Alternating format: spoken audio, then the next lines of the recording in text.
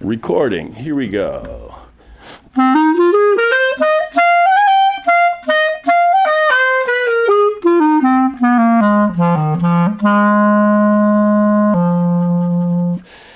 Hello, everybody, once again. Welcome to this, my television studio apartment right here in the Wood of the Holly, under the sign, overlooking this, the COVID-addled but still enchanting land of law. And COVID-addled is the right word for the right man. This afternoon, he's with me here. He's a professor of sociology and public policy with an accent on health. He's written a number of articles. He's got PhDs and MFAs and all kinds of degrees, and he's devoted his life in preparation of this moment where health and science and society seem to have focused itself on this little moment called COVID-19. And I'm so honored and grateful to have him with me right here on the other side of this little digital divide. And I'm talking to Professor Richard Carpiano. Welcome, Richard, to Rebel Without Applause. How are you? Wow, thanks for that great intro. It's great to be here. The honor is all mine. So thanks for okay, having well, me. I would like to take a little bit of the honor if possible, you know? Please, by all means. Yeah, let's split the honor. I'm very honored to have someone who's made a life study of this work, and that you're honored to be hanging with me is, well, what can I say? It's an honor. So I want to give the folks a little context. You're coming to me from Riverside, California, which is one of the outposts on the UC University, UC system. I'm a graduate of Berkeley up north, and you're down at UC Riverside. Let me ask you this right off. People are getting this vaccine. It's being delivered into our bodies by the thousands. Hopefully I'll get it by the millions, maybe. Hopefully I will get it, in the next month or so. Are you seeing yet any statistical correlation between infections and vaccine? Are these graphs starting to show anything? Not just yet. We're still very early in the game for that to be occurring. Really, at this point, we want to be getting. Everything's still ramping up in terms of supply, in terms of rollout, in terms of it's. Operation Warp Speed was a really great accomplishment, in terms of when you think about the science of it, how fast we were able to get. Think about it. We didn't even know what really COVID was this time last year. Well, sort of we did by this point, but a little over a year, we could say. And now at this point we have we have vaccines to be able to roll out, to be tried to protect us from it. I mean, that's an incredible scientific accomplishment. The downside of it, though, is that creating a vaccine is a very different thing than doing vaccinations. And doing rollout and getting from a lab where you can craft a vaccine and manufacture it, and getting it all the way then to somebody's arm. And so so that's really the big challenge that faces us as a nation. I mean, not just we talk about the things at the state level, because that's how these things kind of roll, really do very much roll out in terms of public health. But really, this is the 2021 challenge that that's going to be the thing that's going to be for the history books. And so I want to make sure we get it right. Well, one of the things that was fascinating for me, and I don't know if this is attributed to the public sector or the private sector going last year. I'm reluctant to give any credit to the federal public sector for obvious reasons. But, when China published that genetic code, and it just, these companies just went to work, and with it, from what I understand, and I'm asking you really, it seemed like within weeks they had like an answer for this virus in terms of the genetics. Yeah. Well, and the other thing is we have to remember this isn't just something that just we whipped up overnight. And people are understandably concerned. Even they heard the word Operation Warp Speed. I mean, that's honest. That's going to totally get to people's senses and say, "Whoa, wait a minute, I'm not quite so sure about this." But the fact is, I mean, we've had this. This is the beauty of science. And so as we've been kind of moving along with in terms of pursuing vaccines and other other diseases, and some things successful, other things with failures, and what we learn from them, really provides a platform for these kinds of more expeditious kinds of rollouts for these for specific things that come along. And so, really, once again, it's what a time to be alive in terms of a pandemic, of course, but what a time to be alive, to think about, this would not have happened in 1918, and so, this is it really is amazing when you think about it. I mean, I'm not a vaccinologist, but but to just talking with my colleagues and and seeing the science behind it, I mean, it really is amazing to think how we've moved from from the lab to trials to a product that people are getting, and it's that are as effective as what they are for or at least in terms of the efficaciousness of it. We'll see on the effectiveness now in real life, but still we should expect these to be very good. So it's going to be it really is. I think we're so often focused on, and understandably so, I'm with you. I mean, the federal response that we had over the past year was not good. So many different ways science got politicized, got dismissed, pseudoscience kind of ruled out over things, experts being sort of discredited or, pushed to the side. And so, there's a lot of stuff to be very negative about. People who just can't even get the idea that we need to be wearing masks. I know. And the simple sort of things of, I mean, to be honest with you, I mean, when this whole thing started, I thought to myself, so I was in New York City on 9/11. And so that event really does still sear in my mind of thinking to myself, the days that followed and the months that followed, and how we thought about that as a nation as sort of like a challenge, that was, or at least that was affecting the city, and how this was really a community kind of issue that came out of it. And so, I really thought, in this case too, all right, well, here's something that kind of took us a little off guard. We'll rally around that. It's America. We'll everybody's going to kind of do their part. And, who would have expected every single thing that's come down the pipe has been, very politicized, really viewpoints around it, the whole discourse from elected officials that's really very much tracked a political identification kind of element to it, and as well as just even this is the first real social media epidemic. And so, we're also getting, in a sense, the disinformation that we've seen since some of the first days of the pandemic. In some ways that traveled faster than the virus did. And so we've got all this kind of occurring in that type of ecosystem as well. And so it's very easy to be negative, and kind of go through all these different things, that have occurred along the way and that have hampered us. But at the same time, I think it is important that I think we do recognize these these tremendous sort of accomplishments too that come along with it too. And you got to be positive on some stuff. Absolutely. I mean, that's why I asked you first off, is there a correlation between all this medicine that's going into people's arms and we're starting to see the edge come off of the numbers? And you're saying, I think it's probably more about behavior and social distancing than the vaccines yet. We're not seeing that. Yeah, I mean, well, we're going to need to. This is not going to be the magic cure. We're not going to be able to go immediately back to life pre-COVID. We're still going to be needing to wear masks even after we get our 2 doses. If we, and those issues as well. But the other thing I do want to emphasize is, I mean, as we're starting to roll this out, and it ties to your question of sort of, seeing impact, is, I mean, the thing that we really need to be cognizant of, and we're already sort of seeing the data on it, is the inequity of who's getting the vaccine.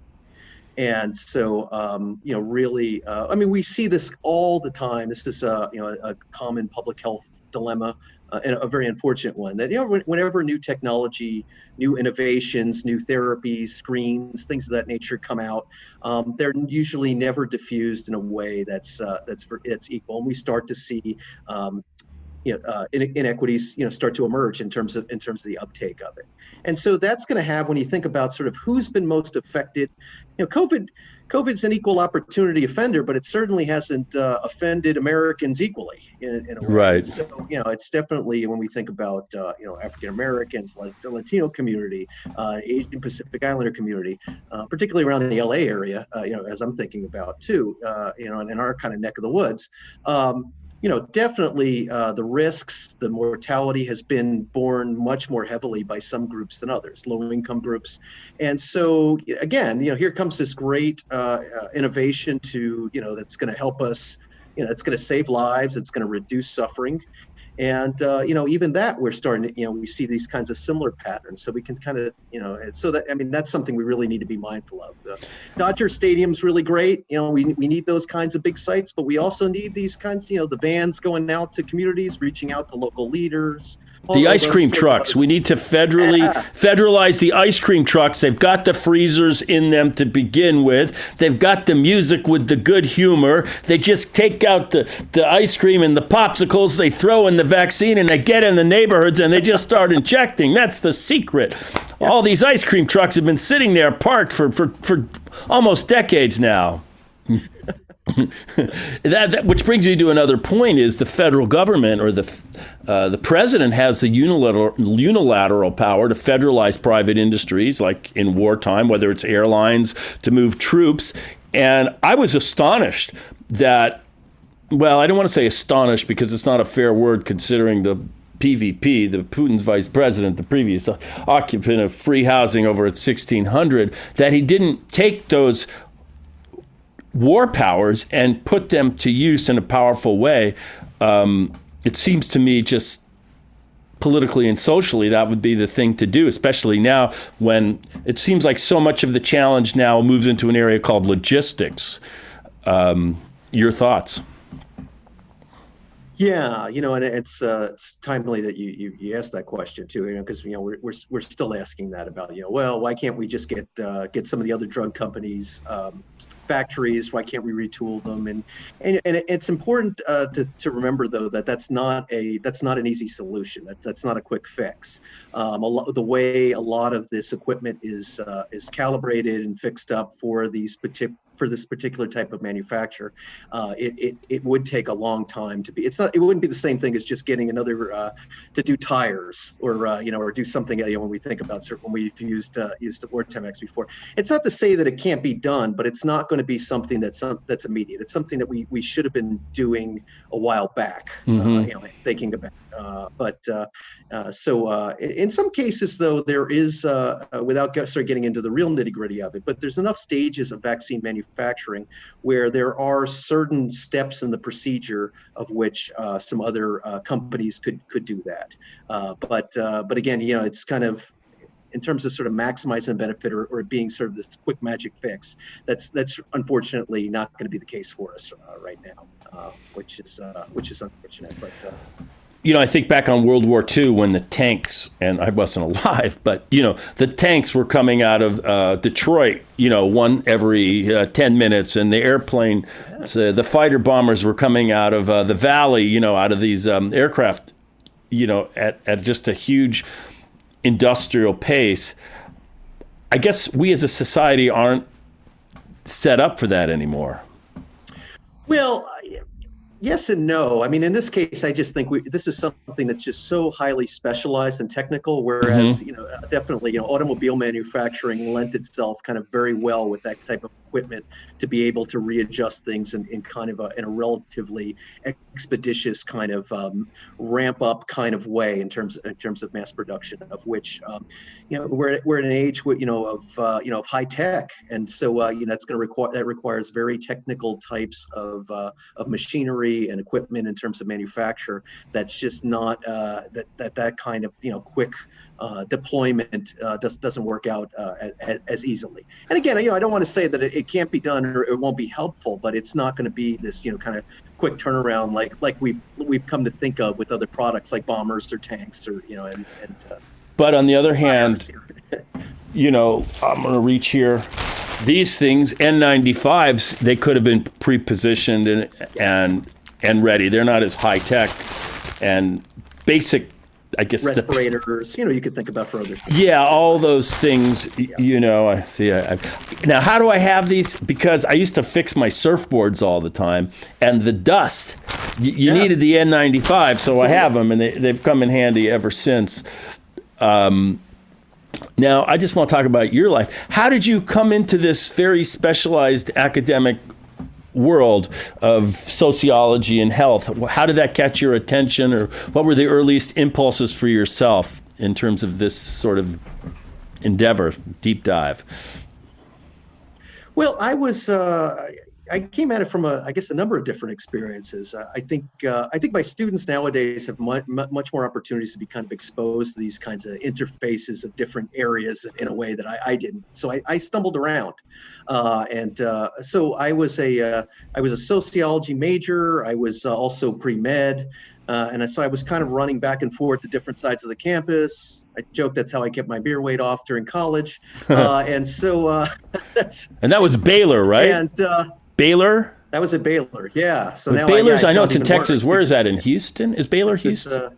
That's Waco, Texas. Waco. Oh my God, that's Hicktopia. What the hell were you doing there from New Jersey? That was, I wanted a new experience. I wanted to get out and and kind of see the world and Texas. And the Branch Davidian incident was my freshman year. Okay, so Dad, I want to go to the Permian Basin. I really want to be on top of all the petroleum. Well, not Permian Basin. No, it's literally the heart of Texas. So it's kind of right in between, Dallas and Austin, and yeah, exactly. So, in that case, I was really able to kind of, I kind of had this sort of split brain kind of orientation to the things that, were kind of jazzing me about the world. And I didn't get to I had a hard time really thinking about how those kind of sync together. And then I ended up going off to graduate school and started work in sociology and realized that, I really was interested in a lot of health issues.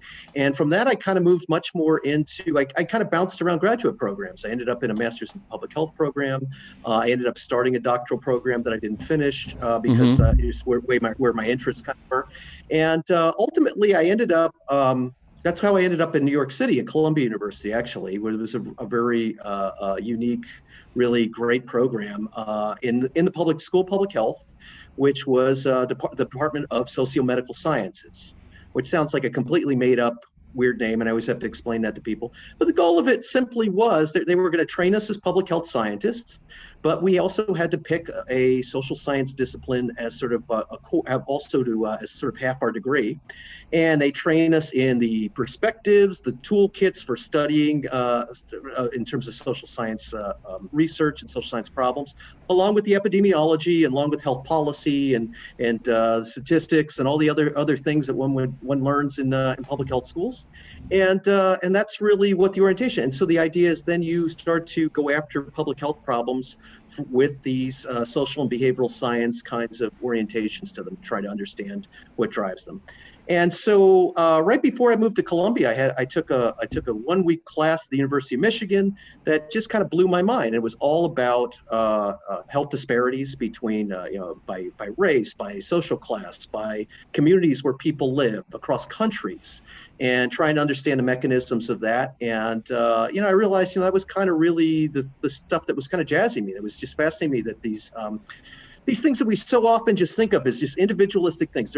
It's our health, especially as Americans, right? We think about our health as something, it's our bodies, it's our choices, who smokes, who drinks, wear a condom, don't do drugs, all these things I always teach my students about.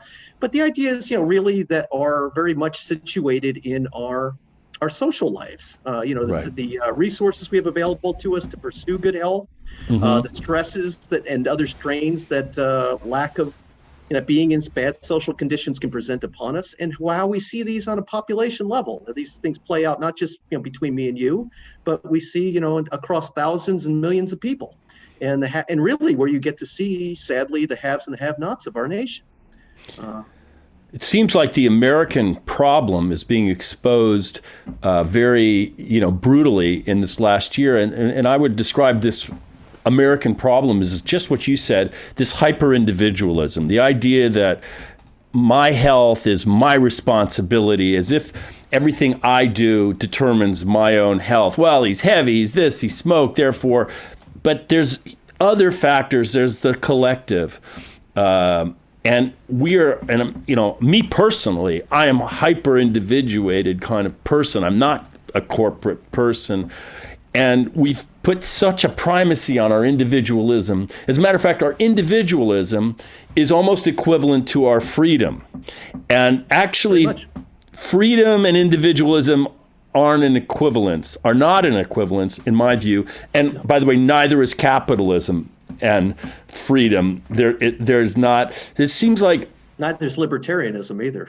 Exactly. So our concept of freedom seems to be problematic when we're dealing with a collective issue, which is this virus. It's like said, it seems like other societies, and I'd like for you to expand upon this, like just New Zealand or others, seem to be, in some of Vietnam, I have a friend who lives in Da Nang, and we've talked about it. They seem to be doing much better at this than America. So our individualistic society is great for Hollywood and when times are maybe different. But right now, it's being exposed for its weaknesses. I don't know what your thoughts are. Yeah, I mean, individualism, I mean, gosh, if that's if there's something sort of embodied in kind of the DNA of America, it's that, right? Life, liberty, and the pursuit of happiness, right? Mm-hmm. It's really, we're all about, government, leave us the hell alone.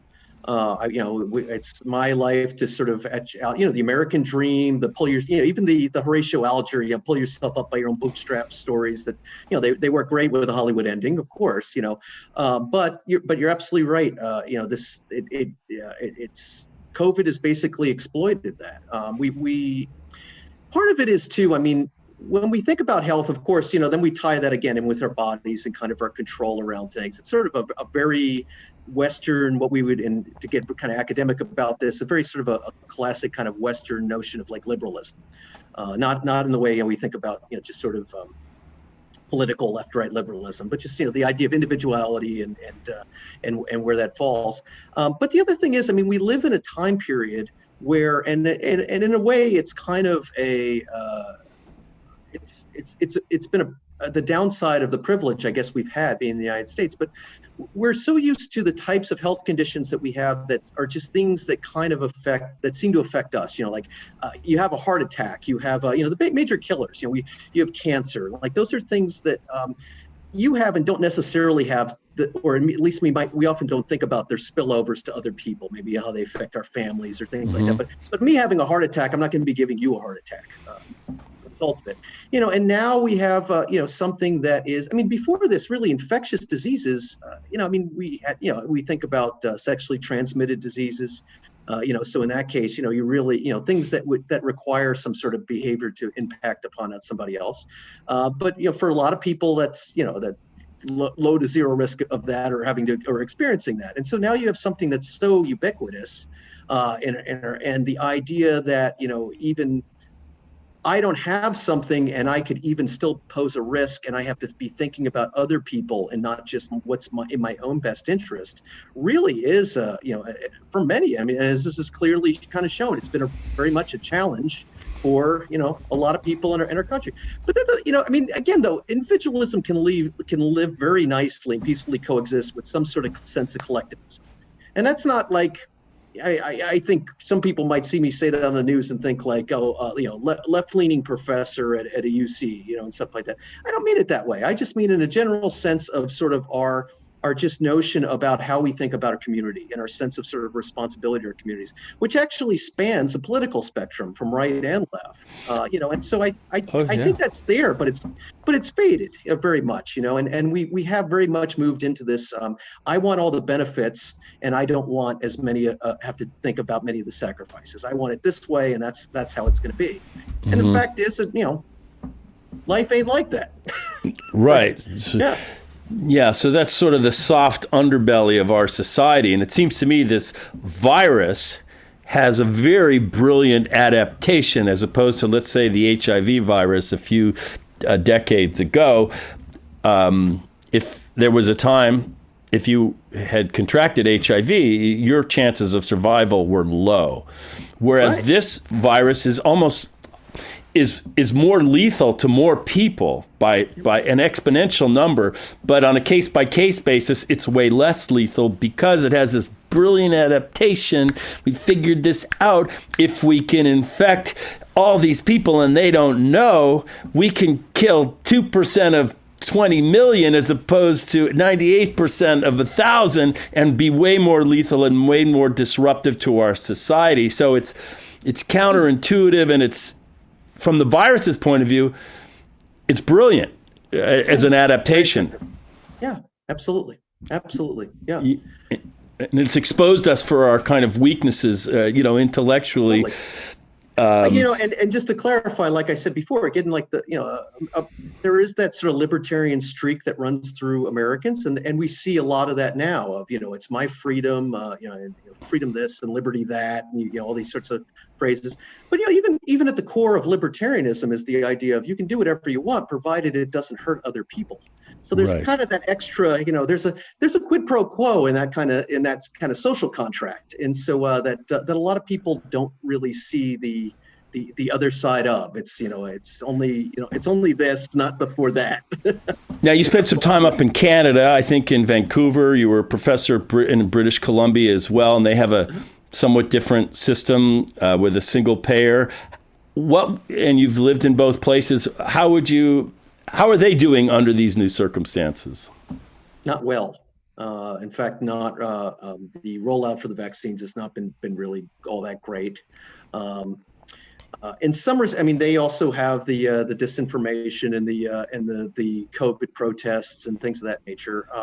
What differentiates them in many respects is, well, one, I mean, we have to remember, very different context in the sense of you have basically the state of California's population spread out over one of the largest land masses in the world.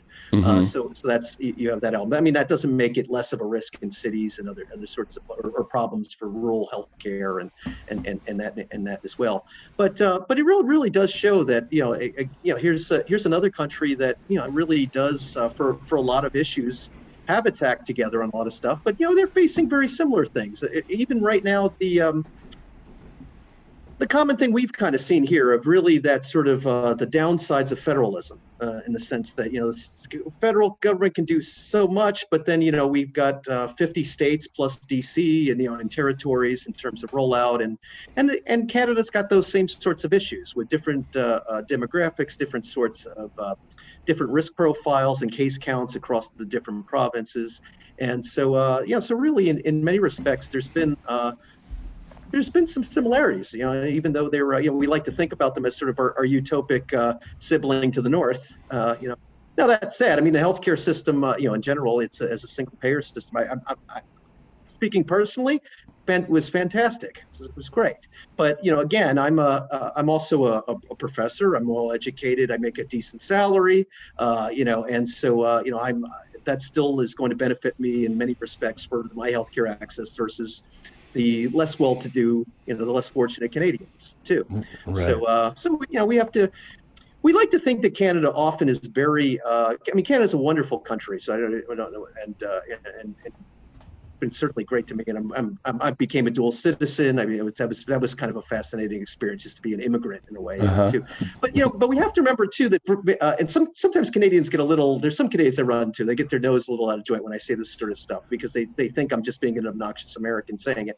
But there are lots of close similarities between Canada and the United States, particularly when you think of their provincial federal sort of setup and the problems that can arrange for. So very much in that regard, we see lots of and lots of very similar issues around the conservative, more liberal kind of spectrum too. Even though they are a little bit more to the left at times than our nation is. Right. Now, I have a cousin. You might know him. His name's Michael Spector. He wrote a brilliant book called Denialism. Mm-hmm. I don't know if you had a chance to read that book, but it's about this problem, this anti-science prejudice against vaccination, and it's yielded up this very problematic, I think, movement in our society. I've dealt with it very horribly within my own family. And it seemed to be, I say that there's two viruses at work right here in our country. There's COVID-19, which I think eventually will find its way into all these other diseases that can kill you and give you a hard time and hopefully be manageable. But there's this other virus that doesn't seem to go away. It's called superstition and ignorance. And it seems to have metastasized across the political spectrum. And I just want you to kind of elaborate on that. It seems, we've seen it in play with the, people that might be normally like natural, liberal, flower childs taking a, feel like these vaccinations are a huge assault on human health and part of a larger political conspiracy to control the world from big pharma, have found common cause with, the QAnons and the Trumpists. And it's just like, it's interesting and it's kind of crazy. I just want you to kind of talk about this. I'm assuming you've done some serious thinking about all this. Yeah. How much time do we have? We got time. Sadly.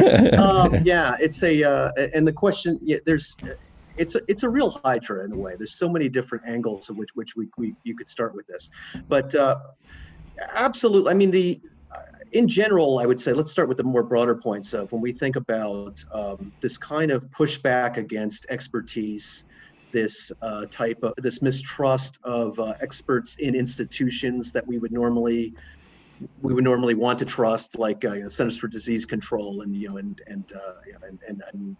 even non-health related organizations and things of that nature. It is a very challenging and a very sort of concerning time on that, because it does span across. People like to think that it's very much just sort of this right-wing, anti-elitist type orientation, and it isn't. We see it very much, so there's the example you have, but I'm even thinking more broadly across the population. I mean, we see this too with online chatter. We see, so many things make people, we have so much information that's right at our hands, and within a second you can Google something, or you could do your research, as people kind of say online. You can get access to, if they're on Twitter, you can get access to, the top expert who's gone to school for, 20 years on their area and studied it for another 30, and talking about they're getting their best sorts of insights, and you can engage with them. And it really does create this sort of, I think in some cases, this is going to sound like I'm kind of blaming the individuals, but I think there's more of a culture that I think that promotes it, and sort of the structures that are kind of in place. But I think, there's very much is this kind of a false sense of, ignorance of one's own ignorance, where we are very much losing this ability to kind of say, I don't know, what does an expert actually have to say about this? And I want to hear what their opinion is of it, versus okay, I want to engage with you about this. Where I see this all the time online. Is that COVID's been fantastic when you think about it, the pandemic rather, in terms of the social media environment on the positive side, in the sense that it's social media has enabled the scientific community to really engage with one another, share ideas. The problem is it's an open channel and it's public. And so those kinds of debates that would normally be the things that we kind of do in academic journals or at academic conferences, and and really get kind of eggheady with each other and battle out ideas and and look at the data and stuff. People also, you'll get people chiming in. The random engineer or computer science guy who thinks that he knows just as much as the vaccinologist who's online and doing. Mm-hmm. And doing science communication and trying to explain these kinds of ideas. And if they're a woman, it even seems to be even more. So we see all these other sorts of dynamics that get played out too. That I see a lot of women scientists get a lot worse online than I do. I might get attacked or criticized or things of that nature. But so you've got that kind of stuff too, and some of that stuff spans the left as well. We even people like these influencers online. They like the Nate Silvers, and they like the Matt Iglesias. He was a blogger, and these, it's their job to pontificate on anything and everything, and they've got millions of followers, and people suddenly think that they are experts on these areas because, well, they write in a very accessible kind of way. It seems sensible, but they have no background whatsoever on public health. If they've thought about about some of these issues that they've talked about ever in their life, I would be surprised, until now. But they've got an opinion on everything, and the scientific community's got to spend then time basically debunking or pushing back against these individuals. But then the stand culture comes out of what where we have these where their followers are so into them that then they go after the actual legit scientists, and it gets sort of a turn on them too. So we've got this this kind of anti-expert culture that definitely spans the spectrum.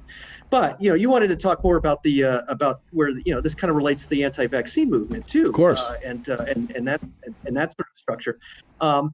Now, the anti-vaccine movement really is as old as vaccines itself. But in terms of like the modern day, if we just sort of skip ahead to the really where when we think about the internet and social media have really been given it this kind of life in a new kind of iteration. Really years ago we might have thought of it as being a very left kind of thing, very much out of and it still is to a certain degree in like these wellness types of communities, these the worlds where you would expect to see goop and or these conventions and selling all sorts of these natural healing kind of things, and then we had like celebrities like Jenny McCarthy, was very much getting attention on this kind of Robert stuff. F. Kennedy Jr. now more recently. Robert F. Kennedy. Well, Robert F. Kennedy Jr. has been on the scene for a long time. He has, and he's done great work in environmental stuff. He's a mixed bag, Yeah, and then but even his vaccine work, dates back a good number of years now. But what's so fascinating too over the years with this is the political side of this and where it's gone from how we might have thought about it in a very, that this is kind of like, oh, these are what kind of like hippie people and like granola types are into. They're not into vaccines. Everything's kind of natural and organic foods and stuff. But no, actually, what we've seen in recent years is really the anti-vaccine movement has moved very right wing. It's moved conservative, and now with COVID has really evolved into a broader anti-public health, anti-government, buddying up with a lot of these different kinds of anti-government extremist type groups, and so in a way, so while Kennedy has been kind of part of perpetuating some of the disinformation sort of stuff, it's been interesting now when you start to see some people really showing up at events with Roger Stone, or people who are really dabbling or maybe fully into the QAnon world. Exactly. It's like they kind Kennedy of now, met each really, other. We don't see that. He's kind of removed. Yeah, he's kind of moved away from that, I think, in terms. It's really hard to kind of label Robert F. Kennedy Jr. as sort of as a conservative, but certainly he's hanging out with that crowd, and so we've seen some evidence that he's kind of, doesn't really want to do the appearance in the way that he does, but still has been a problem. Glad he got deplatformed the other day from social media, from Twitter, Facebook, from social media. Yeah, he's still on Twitter. Yeah, I'm for some reason I'm blanking as I'm going here of the platform, but I know exactly the one the one that he got pulled from. But yeah, so really now and at least in California, the anti-vaccine movement didn't have much of a place to go. It lost a lot of legislation, kind of fights. It was really trying to push this like health freedom stuff that we were talking about earlier, because you don't have to talk about science that way. You don't, which they're going to get beaten on. If you're talking about values and it's about your body and autonomy and liberty, well, that kind of elevates you now suddenly a little bit, and it makes it much more of these. We're used to a discourse and like where there's like the right, the right side and the left side, and and they in terms of cable news and whatnot, and so you could see where this could get framed very much in this kind of almost equal or false equivalence sort of standpoint on some of their perspectives. But COVID gave them a new lease on life. And we start to see now, their movements, their activities, the things that they've been saying, the ideas that they've been pushing online. It was just sort of a natural thing from anti-vaccine to now basically anything anti-public health, anti-COVID. Masks, testing, contact tracing, and of course vaccines. Right. It's all anti-science. It's, somewhere along the line, people's universal faith in the scientific method, which is observation, trial and error, meticulous record keeping, failure, and trying something new. It's a big one. Yes. That faith in that method, which in and of itself, in my view, is only really a few hundred years old for humanity. It's not new relative to human history. Before that, all I can think of is the Stevie Wonder song "Superstition." When you believe in things you don't understand, you suffer. And I still think, even though this scientific method is like, it's our holy grail. You and I are talking. I'm 180 miles from you, and you're in my apartment. I mean, it's amazing. It's because of science. It's amazing. I don't even understand it. I can use it, but I don't understand it. And I just feel like this huge history of superstition and mythology and astrology and theosophy, all these sort of otherworldly ologies, has consumed humanity for most of our history. And it's only very recently that this scientific method that we're sitting on all the luxuries from has come into existence. But I still think as these human animals that we are, part of us is still drenched in those older beliefs. Maybe, I don't know, do you think that's part of the equation in this at all? That, and I think we also have I think sort of the public conception of science is not always as doesn't match the real reality sometimes of science too. And I'm not blaming the end user on that. I'm actually blaming in this case the scientific community. I think we could do a better job of communication in what we do. And so that it's often people who I don't know, high school science, you learn things that are pretty much it's kind of at this point solid fact. Laws and physics laws and other things that we know about biology. But the fact of the matter is, science is constantly evolving, studying things, failing, improving its methods on things, and so there's a lot of emerging knowledge on stuff. Most science is an ongoing journey. Mm-hmm. And in the case of COVID, I mean, the world has been sort of privy to watching, even this on social media, when you think about even scientists engaging, watching that kind of process unfold in real time. And so I think that gives a false impression sometimes to people that science doesn't know what it's doing. We in a sense we don't. It's a new disease. We've had to bumble across and try to figure things out, and we went down some paths, and maybe they weren't as fruitful, but we learned something from it, and now you refine that and take that knowledge with you. And I don't think I don't think that people always understand that, or sometimes because it's social media and it's translated, or even if it's on television, it's translated in a very easy to understand sort of way. Therefore, why didn't they think about this? Or something, things must seem much simpler than what they are. And we all have that kind of bias built into us, that sometimes we think we might know something more about a topic because it seems based on something that we've read than what it's appeared. We're ignorant of our own ignorance in a sense. Yeah, I think maybe with science, our expectations for its perfection are too high. And really, as much as there's trial, there's also error. All I can think of is all those space shots that went up without a problem. People just assumed that science, man, bam, they dock in the moon and they match and immediately everything's perfect. But that's really the exception, not the rule. There's a lot of error built into science. I think for every medieval church that's standing, there were probably 10 that collapsed because they didn't understand, what do you call it? The architecture of how this stuff holds up, But we admire the churches that are still there, but we forget about the other one that collapsed and killed a bunch of people, in 1430 or something. I don't know. Even in medicine, right? We don't really remember or put a hand over our heart trying to honor bloodletting. Exactly.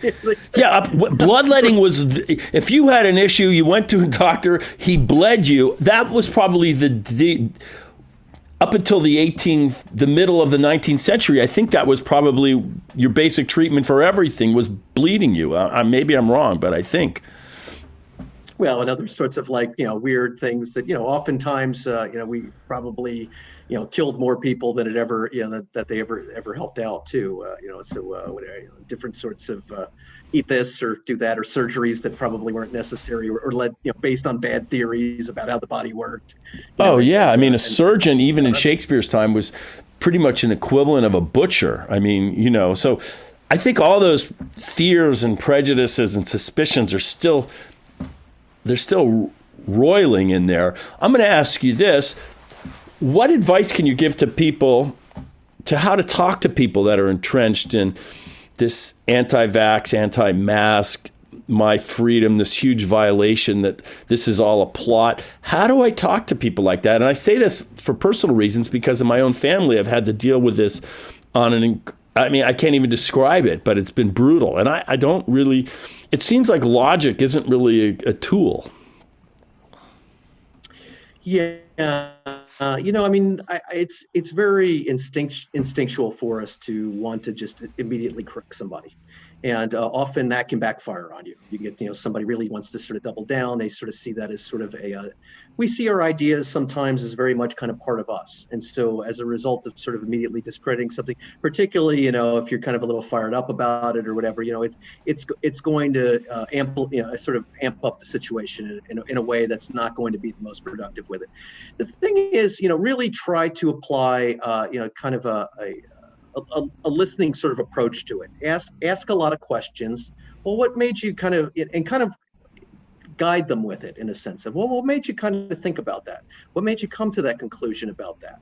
And, and from that, then keeping an eye out for different sorts. I mean, it's not perfect, but in that case, little things that come up, and then you can use that as a way to help them to identify where exactly the flaws might be.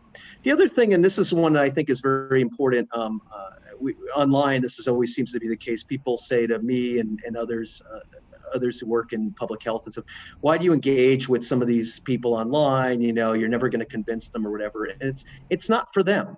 It's for other people.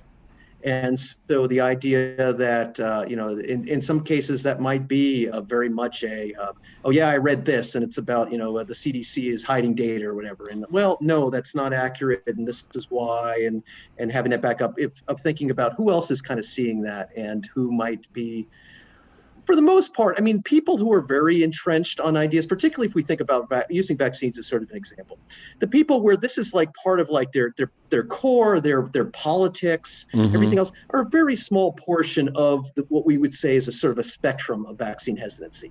Most part of people, they have questions. It's understandable. They're online. They see all this kind of junk that's out there and it's just crap that they read. And of course they're going to be confused or have questions, or they're being good parents, or they're being just responsible for themselves. Is this good for me? Will this hurt me or a loved one? And right. And so these are the people, that really want to engage in a discussion and can be very much convinced and be happily, hear their have their concerns kind of addressed and answered in an appropriate kind of respectful kind of fashion. And so really, that's the group that we need to be really, I think, focusing the most on. The hesitant people rather than the hardcore objectionists. These hardcore, yeah, and the people who are, it's tied to Bill Gates or 5G and, and all the other things that get kind of tied to it. Now, that said, we should also be focusing on, deplatforming really works. We should be going after these people who are, who've really become, kind of the faces of a lot of these disinformation sorts of campaigns, and we should be mindful of them and the activities that they're up to.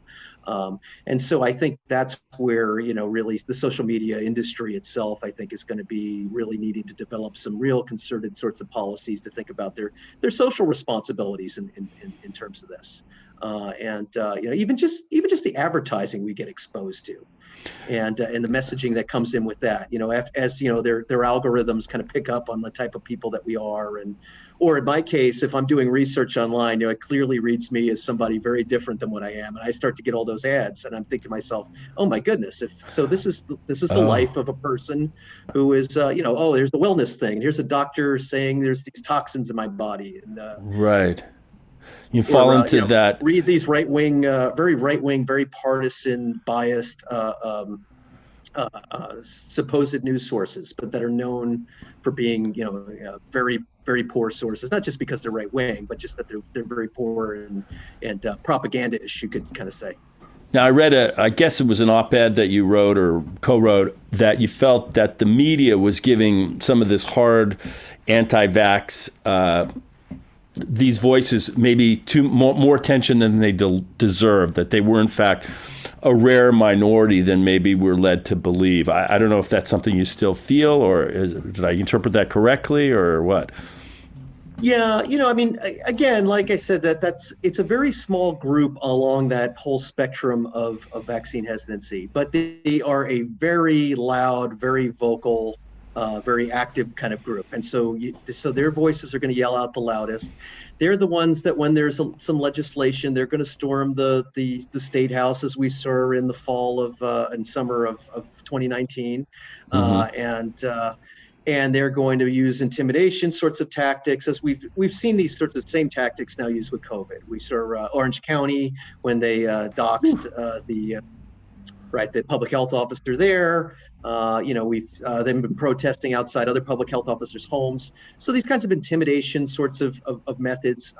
When you don't have a whole lot of other stuff, you use these kinds of bully tactics, and it can give the impression that there's a lot more of them than what they are. Even the Dodger Stadium shut down. It's unfortunate, and it shouldn't have happened, that they were able to somehow shut down, for a half hour, what they did. But right. At the same time, there were only 30 to 50 of them that showed up. So in a way, that's kind of, I don't know, if I've got to take my positives along with the negatives along with that, I'll take that.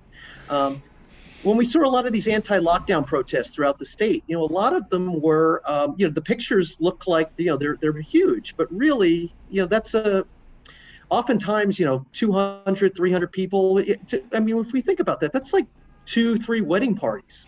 Yeah, it's not that many people. Yeah. Right, but you know what? What's interesting is going forward is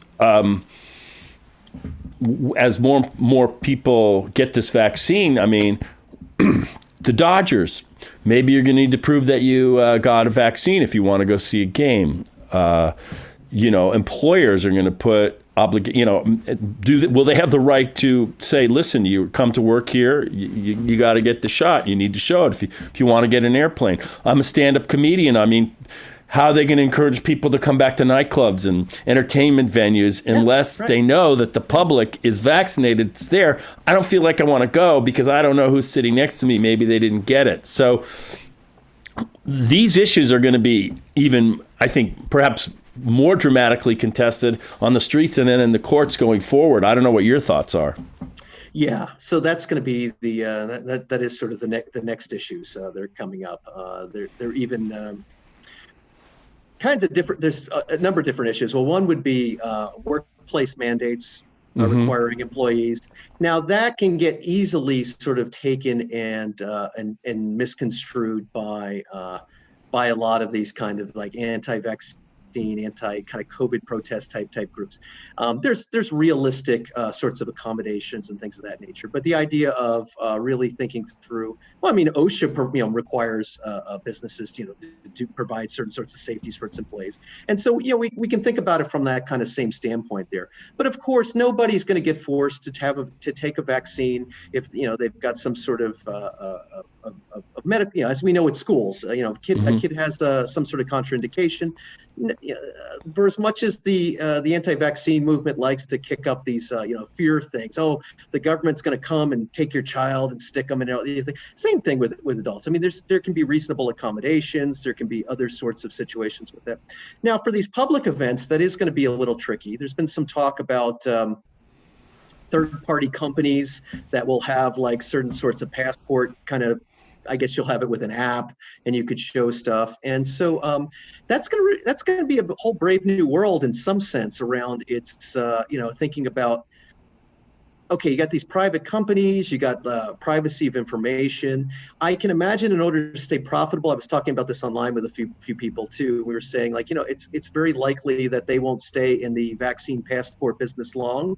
They'll expand into other services because there'll be more of them on the market, and they'll always think like Fitbit, right? You got to have you got to have more and more kind of features in order to kind of get more of your market share and that sort of thing too. So in terms of how that's going to be regulated, what might that look like, how this might exactly play out, again, I'm like you. I mean, I want to go back and see concerts, and I'm a big music fan. I miss that. Yeah. But what is that going to mean? What's it going to take to have a real Coachella again? Just like me and you, I'm sure you're like me, more to just go to a club in LA, right? Or I want to perform. I'm a performer. I'm a comedian. This is my I'm in the jazz clubs all the time. Bread and butter. What's that? Yeah, I don't know. I said, yeah, it's your bread and butter. Right. Yeah, more butter than bread, unfortunately, but still, yeah, I want that world, and also how to navigate being single. And I used to worry about like, okay, this person, who have they slept with? Now I'm worried about, well, who coughed in the aisle next to them at the supermarket 10 days ago? It's a totally different, how to navigate this world is still, I'm trying to figure it out, His protection has a very different meaning in 2021. Exactly. Yeah, I don't know. I'm trying to figure it out. But I do agree with you. Well, I agree with you just about on everything, but I do feel that we're in the midst of a huge social experiment, and it is kind of a privilege to be part of it, to see it. You want to survive it. I don't want this virus. I don't want a part of it.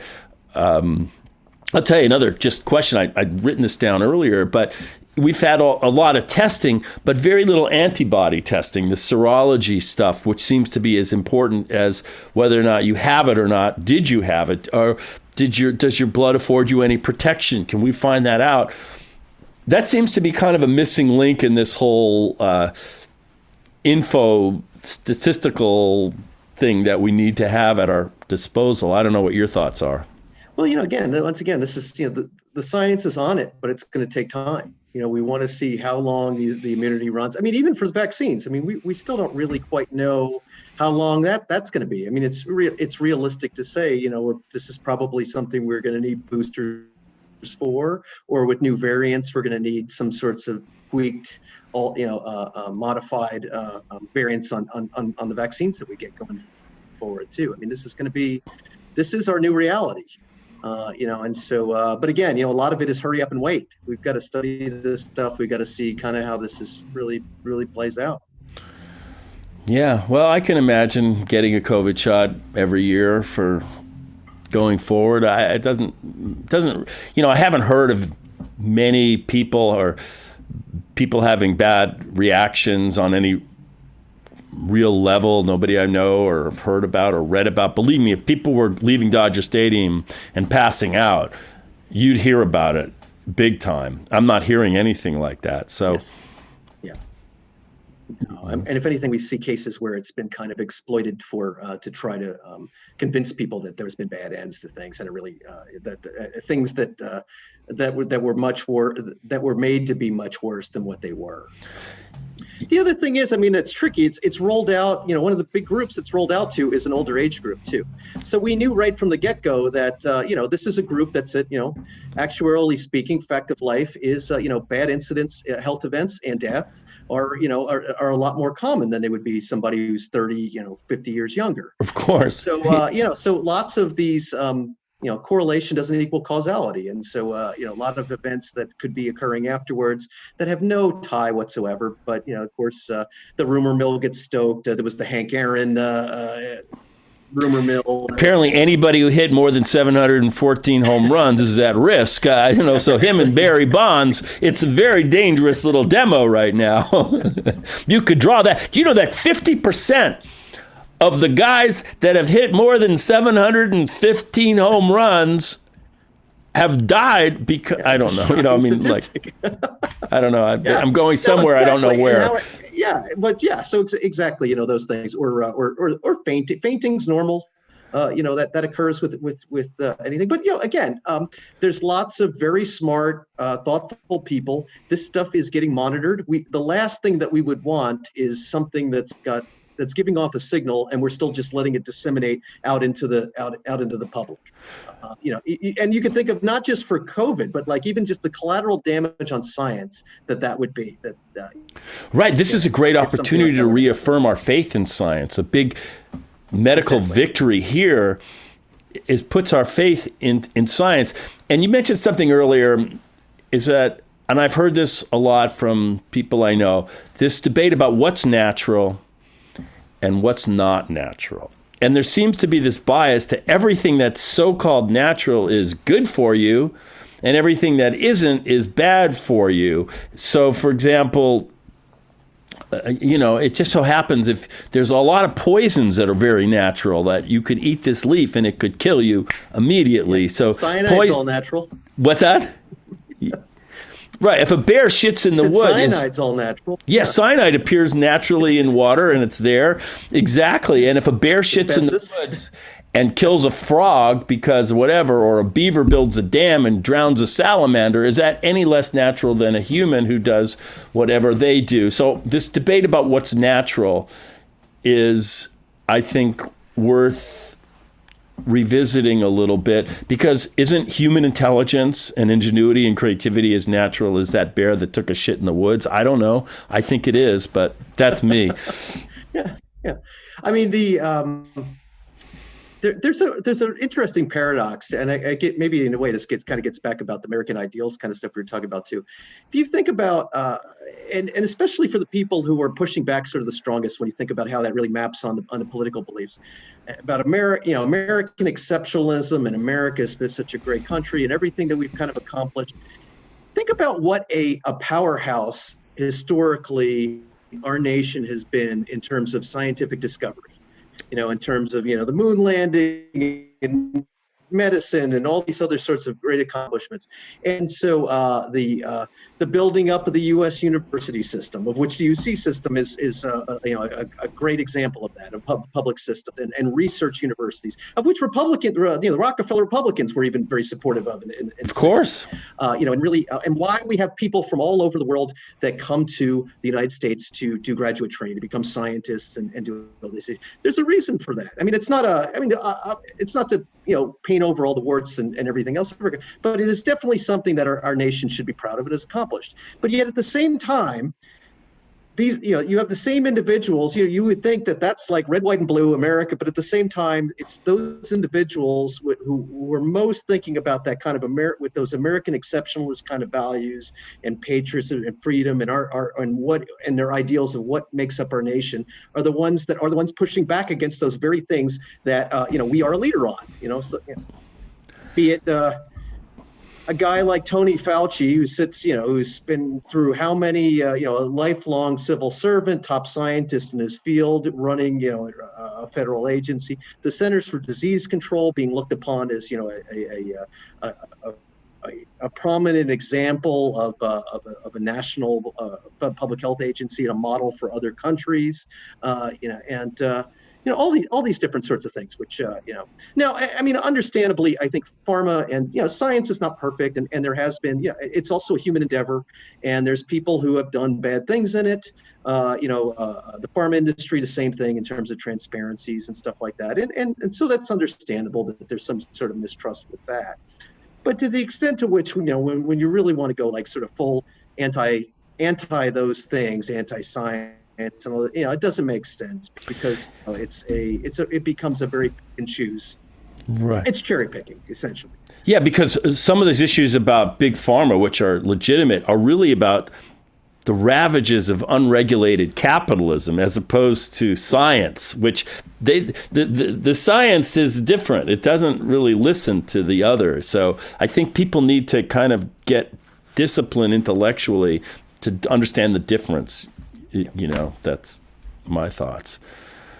Yeah, and getting back, I guess, more to your original point with this too. I mean, words like chemicals and toxins, you'll hear that like a lot of that stuff get kind of thrown around, and they're so generic and general, they could be applied to literally anything and everything that you want. And, you can think about, water's a chemical. Yeah, it's H2O. Everything's a chemical. Anything, right? Yeah, everything is a chemical, right? Yeah. And what is really a toxin? You start to hear those sorts of things, or really pushing these ideas of like as if our bodies, they're so frail and gross. And I mean, if you think of the human body itself and what an amazing machine in terms of all the things that it filters out. That's why we have a liver and why we have kidneys and right. As a matter of fact, for most of human history, humans were living in their own shit, and somehow had managed to get through this. But I think the big difference in the last 500 years is with the growth of cities. We've had to make adaptations in sewage and vaccines, infectious disease and waste disposal, water treatment to survive in this new kind of industrial organization. And that's our big adaptation, to be able to live in the kind of prosperity that we've enjoyed. I don't think people get those underlying factors. Maybe plumbers have saved more lives than doctors, or at least as many. I don't know. But I don't know. These are my thoughts. Because it's funny you should say that, because there's actually is a lot of work around about how public health really contributed very much to the rise in life expectancy above and beyond a lot of the things that we might attribute to medical innovation. So things like sanitation and better diet, better nutrition, and those sorts of so running water and sewage and and all these things that we're going to prevent,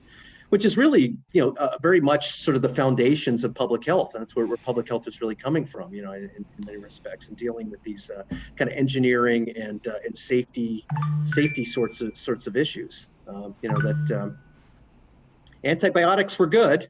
It's not to put that down. We needed those too, and but these other things really are. You think about, London would have cholera outbreaks on every few years. That would occur, and where and a lot of it did have to deal with where did the sewage go, and and what were people actually drinking, and like the old saying, life really back centuries and decades, even decades back, was nasty, brutish, and short, right. Relative to how we think about it now. But the other thing, I think this kind of ties to the, I think we're getting kind of around a similar theme with this too, is our movement towards cities and and the rise of cities has its own, again, sort of social contract that gets kind of tied to that of come to this, a certain degree of freedom, but you have to be willing to curtail some of it for the benefit of being part of the collective.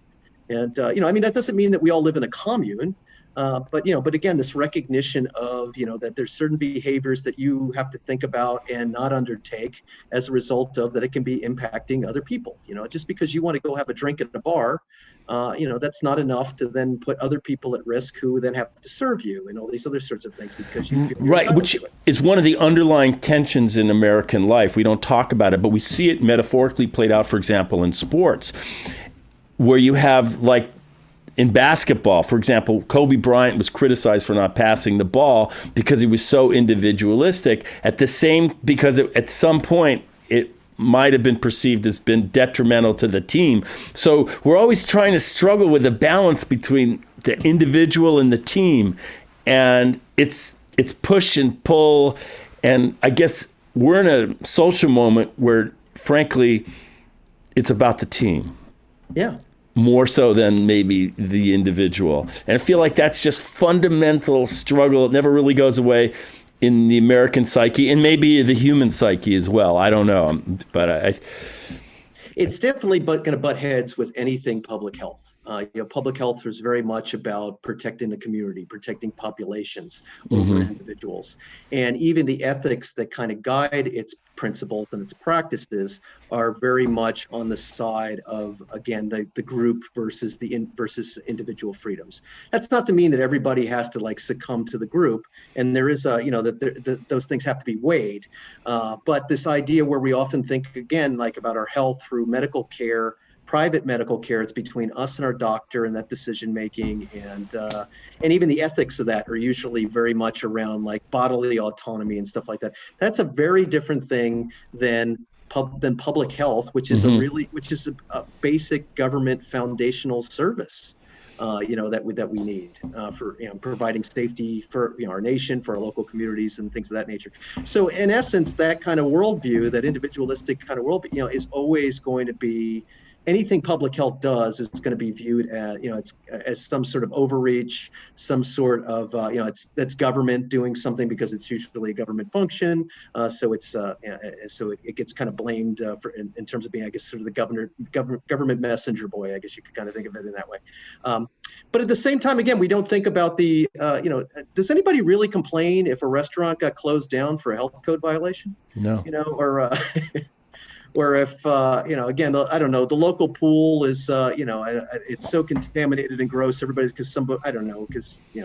Well, my father grew up in polio, where there was a huge fear of pools. And you'd see a young person, Mrs. So-and-so's daughter's got the braces. She got polio. And like those were real fears. And the vaccines, the Salk and, that, these were national heroes that, relieved people of those fears, which were huge. I'm going to recommend a movie to you, and not the one that I directed, which I would also recommend, but I just saw a movie called Dear Comrades. It's a Soviet movie, it's a new movie by Konchalovsky about the Soviet era story. Set in 1960. And what's interesting, among many things about this movie, is that their concept of what freedom is so rooted in the collective. And it's so different from what our idea of freedom is celebrated. And I really enjoyed it because that idea of freedom is very elastic and fungible depending on where you live and what your circumstances are. So, totally. Check it out if you get a chance. Richard, I'm really digging this, man. You do something that is a big challenge, I think, for people that are in academia. And that is, you've managed to make this work that you've done accessible to the larger public. Sometimes I've noticed amongst others in academia that they're talking to others in academia. And it cuts to some of the themes that we're talking about how do we help the public have more faith in science. And that maybe means that some of these high priests of science need to reach out to the larger public so that we're not all left behind. Absolutely. Yeah. No, I'm very fortunate to be in a public policy school, and really where our mission is very much about engagement and outreach. I think that I shouldn't just say it's just about where I work specifically. I mean, I'm pleased that the academy seems to be much more sort of understanding now about public engagement, where it used to be very much that would be more side work. You got to be the scholar, and you got to go into and write the very technical kinds of things. And so I think this is absolutely where we need to be. I'm paid by the taxpayers, so I also see this as my responsibility. I mean, I enjoy doing it. It's to me, it's an extension of teaching. But I think it's sort of my responsibility too. It's not just I agree. Yeah, and you're fulfilling it, so that's a good thing. Thank you. And I'm happy to be a conduit to Richard Carpiano here, surrounded by degrees and articles. So let me ask you this: what are you working on now? Is there anything that people who are listening or digging you can read or look forward to, a book or a study or something that's that they can share or find out more about what you're up to? Yeah. So, I'm in a whole bunch of different stuff right now. And COVID's kind of unfortunately slowed a lot of that stuff down. But I think particularly kind of the easiest way to find me and the stuff that I'm up to, or just what I'm thinking about, and is to follow me on Twitter. Okay, I did that today. I hit the follow button. Okay, great, excellent. Yeah, so I'm at RM Carpiano, like car and piano put together. Yeah. And so I'm come for the science, and I guess every now and then a little commentary or two about my takes on music or pop culture too. If you tolerate that and you want to engage with me, go for it. Oh, well, there's an important confluence between music and pop culture and science. It's all of one in many ways. So, yeah. Well, I want to thank you, Richard, for doing the Zoomcast podcast hang. This will live on my YouTube channel. I think I'm going to call this Truth, Lies, and Consequences with Richard M. Carpiano. And then I'll do a little cut down and it'll exist as an audio podcast on all the audio only. So you can share this if you like.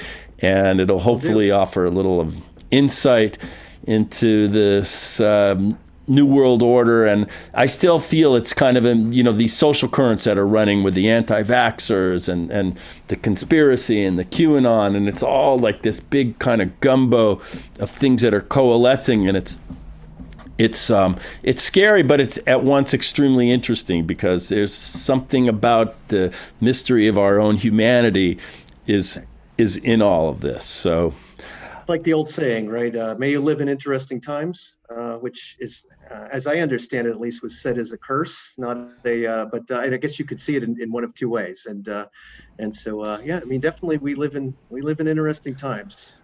Yeah, sure. Well, you're making it interesting, and I appreciate it. So I want to thank you again for just the interactivity, and I feel like Thanks so much for having me. I feel like I've made a new friend. So. Yeah, thanks so much, Richard. Really appreciate it. And you take care of yourself. Thank you. Yeah, you do the same. Stay safe. All right, man. So, folks, you heard it straight from the professor's mouth right here on A Rebel Without Applause, Richard M. Carpiano. Till next time, namaste, shalom, and aloha. By that I mean, namashaloha. Hey, man, thanks a lot. That was fun. Hey, thanks. This was great. I really enjoyed it. I like the we could kind of let our hair down, so that was good. Yeah, well, I'm all over the place. I'm eclectic. People said, "What's your identity?" I have no clue what my identity is. Okay.